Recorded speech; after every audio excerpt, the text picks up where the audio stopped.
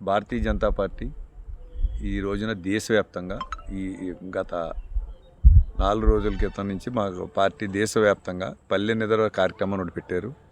అలాగే మన రాష్ట్రంలో పూలే గారి విగ్రహాలు రేపు ఉత్సవాలు చేయమన్నారు. అలాగే 13వ తారీఖునే సాయంకాలం అంబేద్కర్ విగ్రహాలని శుద్ధి చేసి దీపారాధన చేయమన్నారు. 14 అంబేద్కర్ జయంతికి మన 13వ తారీఖున ఆ విగ్రహాలను కడిగి మహనీయుడి విగ్రహాలను కడిగి ఒక దీపం వెలిగించి 14వ తారీఖు అక్కడ స్వచ్ఛ భారత్లో భాగంగా దాన్ని కూడా శుభ్రం చేయమని భారతీయ జనతా పార్టీ దేశవ్యాప్తంగా ప్రోగ్రాం ఇచ్చింది.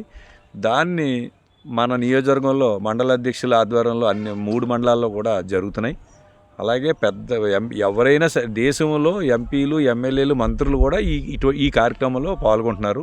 ఆ పల్లె నిద్రలో ఏంటంటే భాగంగా ఒక స్వతంత్ర సమరయోధుని, ఆ గ్రామంలో ఏదైనా ఒక వృత్తిలో వచ్చి రిటైర్ అయిపోయిన వాళ్ళని, అలాగే స్కూల్ని, మౌలిక సదుపాయాలు ఉన్న వాళ్ళని, అంగన్వాడీ వాళ్ళని, అలాగే ఏదైనా దేవాలయం ఉంటే దేవాలయంలో దగ్గర అలా అందరినీ ప్రజల్ని కలుస్తానికి నిరంతరం ఈ ఒక 8 గంటల పాటు సమయం ఇచ్చి ఆ అవసరమైతే పల్లె నిద్ర కూడా చేయమని పార్టీ నిర్దేశించింది. ఆ కార్యక్రమం దేశవ్యాప్తంగా జరుగుతుంది. రేపేమో పూలే గారిది ఖచ్చితంగా భారతీయ జనతా పార్టీ వాళ్ళందరూ కూడా పూలే గారి విగ్రహాలు ఎక్కడైనా ఉంటే అక్కడ కూడా వారికి కూడా ఘనంగా నివాళులర్పిస్తారు. అలాగే 13వ తారీఖు కూడా సాయంకాలమే అంబేద్కర్ విగ్రహాలను శుద్ధి చేసి దీపావళి చేసి తర్వాత 14వ తారీఖున వారి జన్మదిన వేడుకలు జరుగుతాయండి. సార్ ఎలా ఉందని గతంలో కన్నా చూసుకుంటే పరిస్థితి ఎలా ఉంది? ప్రస్తుతం పరిస్థితి ఇప్పుడు కూటమి ప్రభుత్వం గెలుపుకి ఒక ప్రధాన కారణం భారతీయ జనతా పార్టీ. ఈ రాష్ట్రాన్నే ముందు పరిగెట్టిస్తానికి కేంద్రానికి చూసిన నిధులు చాలా వరకు మన గౌరవ ముఖ్యమంత్రి చంద్రబాబు నాయుడు గారు కానీ, పవన్ కళ్యాణ్ గారు కానీ, మా రాష్ట్ర అధ్యక్షులు గారు కానీ, మా కేంద్ర మంత్రులు వర్మ గారు కానీ, వీళ్ళందరి కోరిక మేరకు అటు నరేంద్ర మోడీ గారు కానీ, పార్టీ పెద్దలు కానీ, రైల్వే మంత్రి గారు కానీ, ఎయిర్వేస్ మినిస్టర్ గారు కానీ, లేకపోతే మన నితిన్ గడ్కరీ గారు కానీ ఎన్నో ప్రాజెక్టులు మన రాష్ట్రానికి ఇచ్చి డబుల్ ఇంజిన్ సర్కార్ వస్తేనే రాష్ట్రం ముందుకు వెళ్తుందని గతంలో ఏదైతే భారతీయ జనతా పార్టీ వికసిత్ భారత్ అనే ఒక రథంతో గ్రామాల్లో పల్లెలన్నీ తిరిగి ఏదైతే చెప్పామో అది నిజంగా స్వయంగా ఆ రథ మీటింగ్లోకి వచ్చి చూసిన వాళ్ళు భారతీయ జనతా పార్టీ ఇచ్చిన హామీని నిలబెట్టుకుని ఈ రాష్ట్రంలో డబుల్ ఇంజిన్ సర్కార్ ముందుకు తీసుకెళ్తుందని అందరూ కూడా ఆశిస్తున్నారు. సామాన్య ప్రజలకు చేరుతుందనేది మెసేజ్. సామాన్య ప్రజలు ఒక రాక్షస ప్రభుత్వం పోయింది, మన ఆస్తులు మన దగ్గర ఉన్నాయి, రౌడీయిజం, మన పిల్లలేమో కొంచెం మళ్ళీ గాడిలో పడి స్కూల్స్కి వెళ్తున్నారు, తల్లిదండ్రులు భక్తిభావాలతో ఉంటున్నారు. ఎక్కడైనా అరాచకాలు చేస్తే వెంటనే పోలీసు వారు యాక్షన్ తీసుకుని ఎక్కడికక్కడ అణచివేస్తంలో వాళ్ళు కాయా కష్టం చేసుకుని, ఉద్యోగం చేసుకుని, వ్యాపారం చేసుకుని వాళ్ళు రాష్ట్రాన్ని ముందు తీసుకెళ్లే బాధ్యత నరేంద్ర మోడీ గారు, చంద్రబాబు నాయుడు గారు, పవన్ కళ్యాణ్ గారు, ఎన్డీఏ కూటమి అప్పచెప్పి వాళ్ళు చాలా హ్యాపీగా గుండెల మీద చేసి నిద్రపోయి మళ్ళీ ఉదయం లేచి వాళ్ళు పనుల్లో ఉన్నారు. ఇంతకంటే ఆనందం ఏం కావాలి సార్?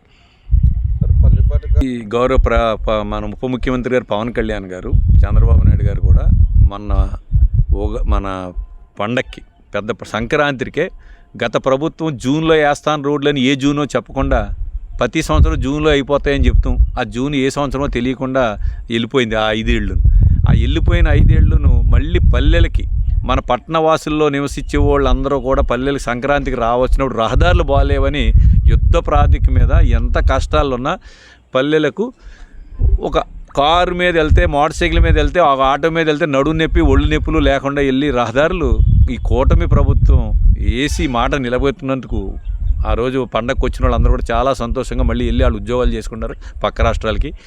మన నియోజకవర్గంలో ఇప్పుడు మళ్ళీ మన గౌరవ ఎమ్మెల్యే గారు, అలాగే మన ఇన్ఛార్జ్ బొడ్డు వెంకటరమణ గారు, అలాగే మన ఎంపీ గారు వీళ్ళందరూ కూడా మన నియోజకవర్గానికి కొన్ని ప్రత్యేకతలు ఉన్నాయి.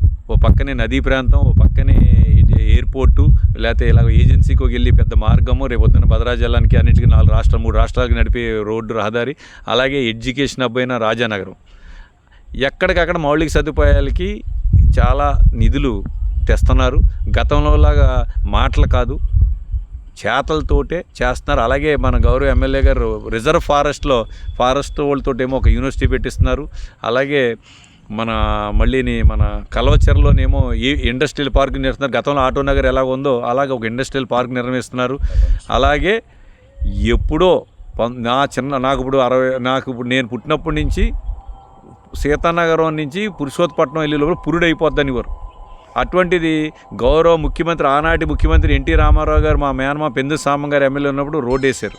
తర్వాత దాన్ని మళ్ళీ ఆ రోడ్డు ధర్మిలా 85లో వేసిన రోడ్డు పాడైపోయిన తర్వాత మన చిట్టూరు రవీంద్ర గారు మళ్ళీ దాన్ని సిమెంట్ రోడ్ వేయించారు. అది మళ్ళీ పాడైపోయింది. మళ్ళీ వేళ బత్తుల బలరామకృష్ణ గారైనా అందరూ కూడా కూటమి ఇన్ఛార్జీలు అందరూ కూడా ఏదైతే హామీ ఇచ్చామో సీతానగర్ అంటూ పురుషోత్తపట్నం గేటు కట్టుని వేస్తామని దానికి 12.5 కోట్లు ఎమ్మెల్యే గారు ఎంత రాష్ట్రం అప్పుల పాలైనా కానీ అదే పని మీద తిరిగి ఈ నిధుల శాంక్షన్కి వారు కూడా మీ ద్వారా కృతజ్ఞతలు తెలియజేస్తూ మా ఏటుపట్టు ప్రజానికాని తరపున కూడా మా ఎమ్మెల్యే గారికి కూటమి అభ్యర్థులకి వెంకటరామ చౌదరి గారికి మా మేడం గారికి నేను మీ ద్వారా మళ్ళీ ఇంకోసారి కృతజ్ఞతలు తెలియజేస్తున్నాను.